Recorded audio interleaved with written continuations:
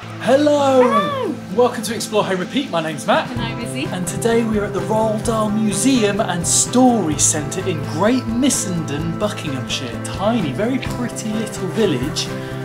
Really interested to see what this place is like. Yeah, I mean, I've never been here. I'm so glad we're here and I want to see what's like inside. Yeah, grew up reading all of the Roald Dahl stories. Charlie and the Chocolate Factory, James and the Giant Peach. Matilda? Yeah, all of those fantastic Mr. Foxes, just so many of them. So I think this is just a little museum about kind of Roald Dahl, his life, and the storybook creations he made.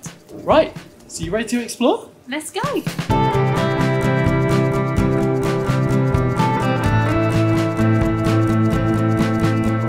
So we just got here and it really sort of well planned out. They've got a really nice little buggy park and sort of hooks where you can hang up your coats, loads of little seats around. Everyone was really friendly, sort of paying tickets and things. Really promising so far, and at the minute not too busy either. So here's a little sort of museum map, so you can see kind of the entrance down here. You've got the shop tickets where you can place your buggies, there's loos, and you've got children eating room, the courtyard in the middle that's just here, which would be really pretty in the summer. And there's the boy gallery, the solo gallery, the story centre, the chomping room, and then upstairs, there is a bit upstairs as well. Also, I guess for sort of little kids, craft area. There's plenty to see and do. I love all of this done in kind of that Quentin Blake style. Just first going into the boy gallery, I guess all about his early life, school days. I love these giant sort of chocolate Wonka bars. Also smells of chocolate as you walk in. Got this great piece on the wall here in this boy gallery about how when he was young, Roald Dahl was in a sweet shop and all his friends sort of egged him on to get this dead mouse and put it in one of the jars of the gobstoppers when the sweet shop lady, Mrs. Pratchett, wasn't looking. Imagine doing that now. I know, yeah, the health and safety issues, but it goes to show kind of where that sort of sense of humour came from. This is one thing that always bothers us when we come to kind of tourist attractions, when things aren't working, so they should have kind of a TV screen here showing about his life, and the Oompa Loompas apparently working hard to fix the problem. So now we're going into the solo gallery, which I guess is a bit more about his kind of later life. I think he was involved in the war as well. Yeah, looks pretty good. Turns out Roald Dahl was a really tall guy, nearly 2 meters tall. And here they've got a list of various characters from all his books. If you line up, how tall were you? I hope I'm Miss Honey. You are almost perfectly the size of Miss Honey. Yeah. How about me? Right, I think. Oh, you're Trunchbull. Trunchbull? The Trunchbull? Or Mr. Twit? Oh, Mr. Twit, no, you're Victor. How do you get Miss Honey and I get Miss Trunchbull? I don't know. I'm nearly as high as Grandpa Joe. So this gallery starts off kind of in a sort of timeline order from sort of 1938 when he left his home to go to Tanzania with a new posting with a Shell oil company. It took him 2 weeks to get there on a boat. They've got this sort of section of aeroplane in here that it tells of when Roald Dahl was in 1940 during the war, was flying over Libya to join his new squadron, and they gave him a bad flight plan. He ran out of fuel and he had to deliberately sort of crash his plane, and he was blinded and had injuries to his face, and that ended his flying career. But I guess without that we may never have got some of the stories that we got. No, it's really crazy how like life can just change, and then you wouldn't have like these books, as you're saying, like you would never have done it.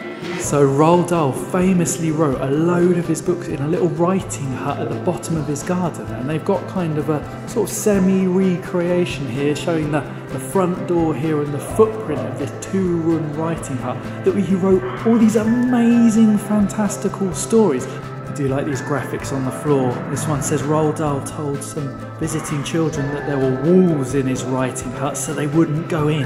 Brilliant. So if you are a Roald Dahl fan, as Izzy and I are, growing up with all his stories, this is pretty amazing. They took some of the furniture from his writing hut and kind of recreated it. So you can see here with this big armchair and this kind of table that he's got across it, and loads of little mementos around, and absolutely amazing to think that this chair is where all of those stories, or so many of those stories, came from. There's a load of documents here about the invention of Miss Trunchbull in Matilda. And quite a lot of the time I've read a few bits here where Roald Dahl came up with the idea and then decided that character was too nasty, too horrible, and had to kind of tone it down a bit to make it... awful anyway. Yeah, she is. So imagine what she started out like. She scares the hell out of me. That film, like the 1996 film, scary. Yeah. Eating a chocolate cake forever haunts me. Even though you love chocolate cake. Yeah, I love chocolate cake, but I couldn't eat that huge chocolate cake. I want to see the new film. Yeah, just come out. It's a musical, but I'd give it a go. So they do have a good selection of kind of real artefacts, including behind Izzy's head here. This is a hat, cane and jacket worn by Johnny Depp as Willy Wonka in the 2005 film. So again, just stuff like that, to have that here in this tiny little village in the middle of Buckinghamshire, it's quite cool. Now we're into the story centre, and this is very much about kind of activities for kids, kind of along the themes of Roald Dahl and everything he did. So we're going to explore, see what activities there are to do. Izzy's going to bottle a dream like the BFG. You basically record your dream into this kind of capsule, and then you can play it back. Like everybody's dream. I dream that I will win the lottery. Win the lottery. Very good. I thought it was going to be a lifetime supply of chocolate. Well, one of those.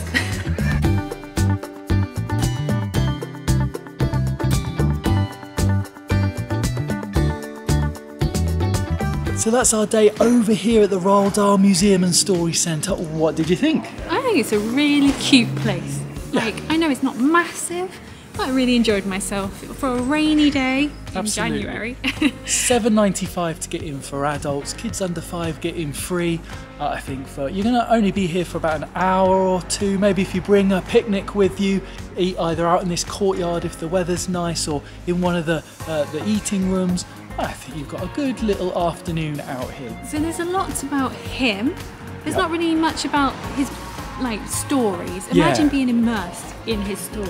That's it. Like when we went to the Beatrix Potter experience, that was almost the other way around. It was very much about the stories and the characters from the books, and then less about Beatrix Potter. This is very much about Roald Dahl, his life, his inspirations, less so about the characters. And it just feels like a bit of a missed opportunity, because that's, I guess, what kids especially buy into. It's the characters. It's Willy Wonka and Charlie in the Chocolate Factory and James and the Giant Peach. All of that kind of thing is what really sells it. And I just think there isn't very much of that in the exhibition spaces. The shop was really nice. Yeah, really nice. I like the prints. They're very expensive, but they are beautiful, aren't they, Yeah. by Quentin Blake.